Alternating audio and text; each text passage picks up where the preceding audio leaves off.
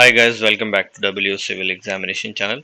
और आज हम करने वाले हैं आउटसोर्सिंग ऑफ अदर सर्विसेज। ये कहाँ पर है? ये है manual of procurement of consultancy, यानी कि जो manual of procurement of consultancy है उसके अंदर ये एक टॉपिक है और ये एक चैप्टर के रूप में दिया हुआ है। और क्यों हम इसे पढ़ रहे हैं? क्योंकि एक इम्पॉर्टेंट सी बात है, क्योंकि हम इसमें कंसल्टेंसी की बात करते हैं इस पूरी मैनुअल के अंदर। लेकिन ये जो है आउटसोर्सिंग, ये कंसल्टेंसी के अलावा नॉन कंसल्टेंसी की बातें करेगा। तो यहाँ पर जो भी हम देखेंगे वो उन सर्विसेज के बारे में होगा जो कि नॉन कंसल्टेंसी होंगी। तो चलते हैं, देखते हैं कुछ क्वेश्चंस और उन एमसीक्यूज के द्वारा ही हम यहाँ सीखेंगे इस टॉपिक को।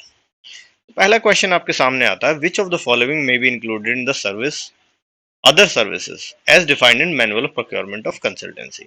अगर manual of procurement of consultancy के अंदर अगर कभी आपसे पूछा जाए कि अदर सर्विसेज में क्या क्या इंक्लूड होंगे, तो उसके कुछ एग्जांपल्स हैं जो अदर सर्विसेज में होंगे। अब आप जानते हैं कंसल्टेंसी क्या होता है।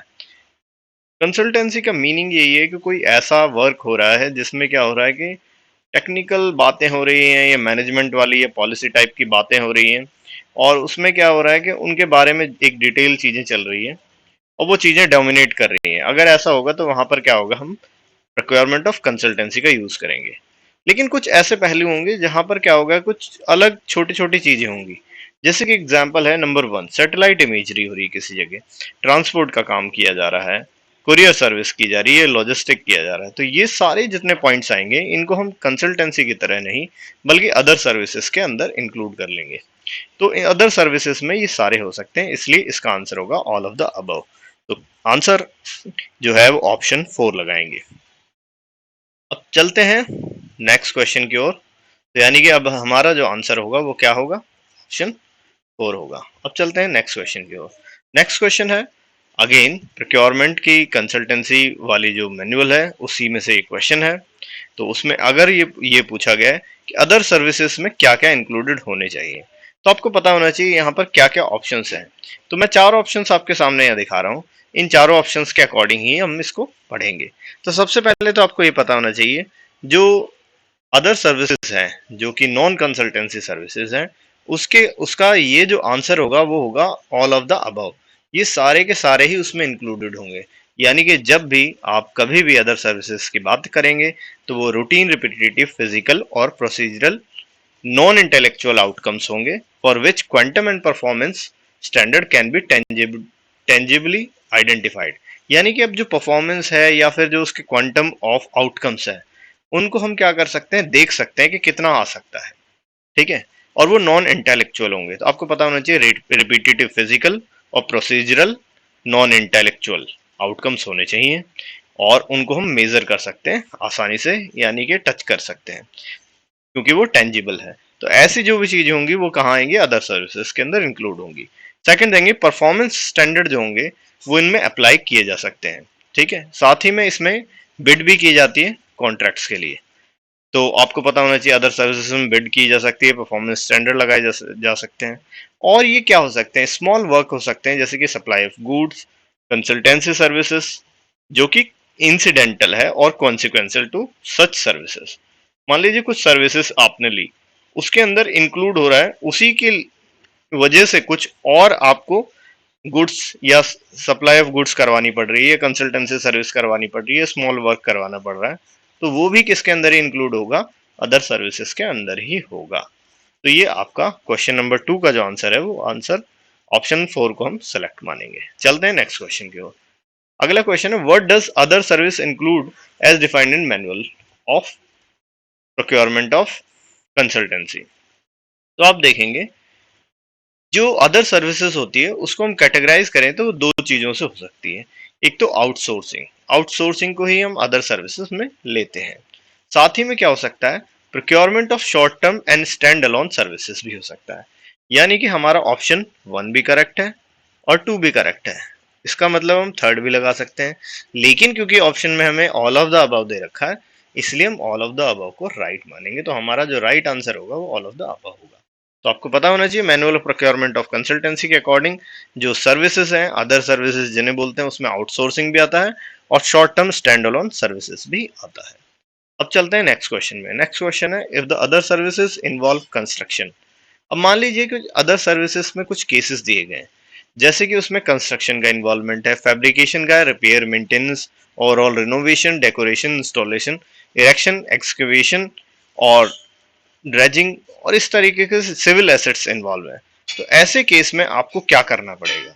ऐसे केस में जो इस पूरे को हैंडल हम किसके लाइंस पे, मतलब किसके मुताबिक हमें हैंडलिंग करनी पड़ेगी, तो आपको पता होना चाहिए ये सारा का सारा क्या है। गुड्स तो है नहीं, ये तो है वर्क। तो गुड वाला ऑप्शन तो हमारा गलत हो गया, तो यानी कि वर्क वाला ऑप्शन हमारा सही हो सकता है। जब एक गलत है एक सही है तो थर्ड हमारा वैसे ही गलत होगा और फोर्थ भी हमारा इनमें से गलत ही हो जाएगा। तो answer one is the correct answer. तो अब चलते हैं नेक्स्ट क्वेश्चन की ओर। अब ये नेक्स्ट क्वेश्चन है, इन केस अगर फैब्रिकेशन हो रहा है, रिपेयर मेंटेनेंस हो रहा है, ओवरऑल रिनोवेशन हो रहा है, डेकोरेशन हो रहा है, इंस्टॉलेशन हो रहा है किसी चीज का, ये मैकेनिकल, इलेक्ट्रिकल और आईसीटी एसेट्स का काम हो रहा है।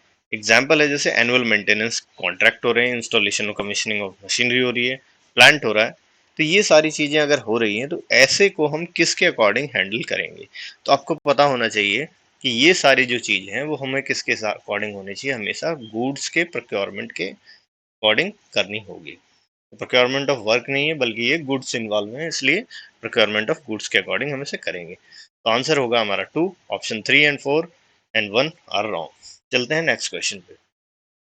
अब मान लीजिए मैंने एक केस लिया और वो केस है कि मान लीजिए एक डैम है, उस डैम पर हम चले गए और उस डैम का हम ये सेफ्टी के बारे में ऑडिट करवाना चाहते हैं, उसके ऑब्जर्वेशंस लेना चाहते हैं, डेटा कलेक्ट करना चाहते हैं और असेसमेंट करना चाहते हैं कि आखिर इसकी सेफ्टी पूरी है या नहीं है। तो ऐसे केसेस में हमें क्या करवाना होगा? तो अब मैं एक ऐसा केस बताने वाला हूँ आपको जो कि एम्बिग्यूटी के केसेस होते हैं, जहां पर ये भी नहीं पता चलता कि हमें वर्क्स के अकॉर्डिंग होना चाहिए या फिर वो गुड्स के अकॉर्डिंग होना चाहिए, कंसल्टेंसी के अकॉर्डिंग होना चाहिए, नॉन कंसल्टेंसी के अकॉर्डिंग होना चाहिए, किसके अकॉर्डिंग होना चाहिए। तो ऐसे एम्बिग्यूटी के केसेस जो होंगे जहां पर डाउट होगा, तो वहां पर हमें क्या करना होगा? वहां हम क्या करेंगे? कॉन्ट्रैक्ट जो वो कंसल्टेंसी की तरफ से डील करेंगे या नॉन कंसल्टेंसी की तरह डील करेंगे? तो चलते हैं यहाँ पर। केस है एक डैम डैम का सेफ्टी के लिए। तो उसका अगर फिजिकल इंस्पेक्शन करवाते हैं तो अंडर वाटर जो है उसकी ऑब्जर्वेशन की जाएगी और डेटा लिया जाएगा टेक्नोलॉजी और फोटोग्राफी के द्वारा। लेकिन जो एक्चुअल एनालिसिस होगा वो एक इंटेलेक्चुअल और एडवाइजरी टास्क होगा। ठीक है, और वही क्या है, क्रक्स ऑफ द असाइनमेंट है। मान लीजिए कि आपने डेटा ले लिया, ये सब तो क्या है, एक छोटा सा टास्क है, लेकिन एक्चुअल जो हमारा एनालिसिस है वो सारा इंटेलेक्चुअल है। यानी कि उसके लिए पूरा के पूरा आपको क्या नॉलेज होनी चाहिए, उसकी एक्सपीरियंस होना चाहिए, सारी चीजें इस तरीके से। और जो एडवाइजरी टास्क है वो भी ऐसा ही है, आपके पास एक्सपीरियंस होगा, नॉलेज होगा, आपके पास ट्रेनिंग होगी, तभी आप इसको कर पाएंगे। तो इस असाइनमेंट के अंदर इंटेलेक्चुअल और एडवाइजरी टास्क जो है वो डोमिनेट कर रही है।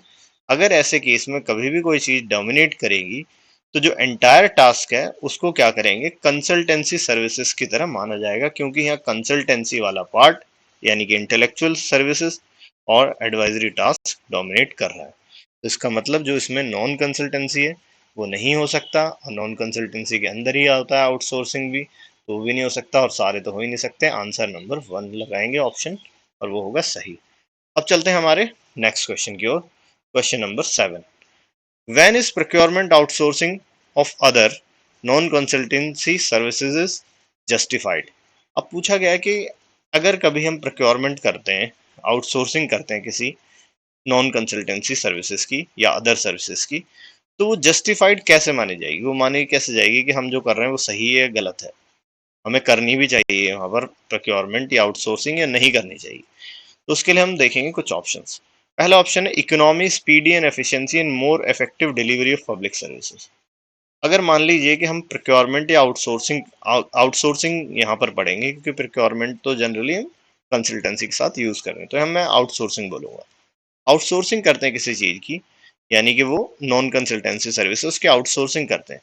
तो उसकी आउटसोर्सिंग में क्या देखा जाएगा? अगर आउटसोर्सिंग करने से इकोनॉमी बढ़ती है, यानी कि वो चीज इकोनॉमिक हो जाती है, स्पीड में चेंजेस आते हैं और एफिशिएंसी और इफेक्टिवनेस बढ़ती है पब्लिक सर्विसेज की डिलीवरी में, तो हमें वो अप्लाई करनी चाहिए, वो आउटसोर्सिंग करनी चाहिए। और दूसरा है an administrative policy decided by ministry department to outsource specific class of service. अब मान लीजिए जैसे मिनिस्ट्री और डिपार्टमेंट ने डिसाइड कर लिया कि कुछ सर्विसेज हैं जिन्हें हमें करवाने का कोई फायदा ही नहीं है, वो हमें आउटसोर्स ही करना चाहिए। फॉर एग्जाम्पल जो है जैसे कि पहले क्या होता था, पीएन वाली पोस्ट हुआ करती थी। ग्रुप डी की जो पोस्ट होती थी वो जनरल अब खत्म ही कर दी गई। उसका रीजन क्या है कि उसके अंदर क्या कर दिया कि गवर्नमेंट को या डिपार्टमेंट को लगता है कि उसकी जगह, उस क्लासेस ऑफ सर्विस की जगह हम उसे आउटसोर्स कर सकते हैं। तो ऐसे केसेस में हम आउटसोर्सिंग करते हैं। यानी कि दो तरीके हैं, दो चीजें, या तो इकोनॉमी, स्पीडी और एफिशिएंसी हो, या इफेक्टिवनेस और डिलीवरी की सर्विस की, या फिर क्या होगा, जो एडमिनिस्ट्रेटिव पॉलिसी ही आ जाए डिपार्टमेंट द्वारा जो क्या करे, आउटसोर्स कर दे किसी पर्टिकुलर क्लास को। ऐसे दोनों ही केस में, यानी कि पहला ऑप्शन और दूसरा ऑप्शन दोनों सही है, तो थर्ड फोर्थ वाला तो हमें वैसे गलत करना होगा। यानी कि दोनों सही है, तो थर्ड का यानी कि बोथ 1 and 2 इज करेक्ट। तो 1 and 2 आर करेक्ट हो गया। ऐसे में हम मानेंगे कि प्रोक्योरमेंट या आउटसोर्सिंग ऑफ अदर सर्विसेज को हम जस्टिफाइड मानेंगे। तो आज के इस वीडियो में इतना ही। अब मिलते हैं नेक्स्ट वीडियो में। इस टॉपिक के ऊपर हम और आगे जाएंगे। तब तक आप क्या कर सकते हैं, हमारे प्रोक्योरमेंट के ग्लॉसरी के एमसीक्यूज को देख सकते हैं जो कि इससे रिलेटेड है। उनके बेस्ड में यहाँ पर जब हम क्वेश्चंस करेंगे तो वो सारे पॉइंट्स भी इसमें इन्वॉल्व किए जाएंगे, तो इसलिए आप उनको भी लर्न करें अच्छे से। और साथ ही में हमारे यूट्यूब चैनल और टेलीग्राम चैनल को भी आप ज्वाइन कर सकते हैं, और हमारी एजुकेशनल ऐप से भी आप क्या कर सकते हैं, टेस्ट सीरीज को प्रिपेयर कर सकते हैं, और टॉपिक वाइज टेस्ट सीरीज जो आने वाली है उस टेस्ट सीरीज को भी लाभ उठा सकते हैं। उस टेस्ट सीरीज में सारे टॉपिक्स अवेलेबल होंगे। तो आपको अगर लगता है कि आपने कोई पेपर प्रिपेयर कर लिया और उस टॉपिक पे, पर्टिकुलर टॉपिक पर आप क्वेश्चन करना चाहते हैं, तो वहां से आप टॉपिक वाइज टेस्ट सीरीज में कर सकते हैं। Till then, bye bye, see you in the next video.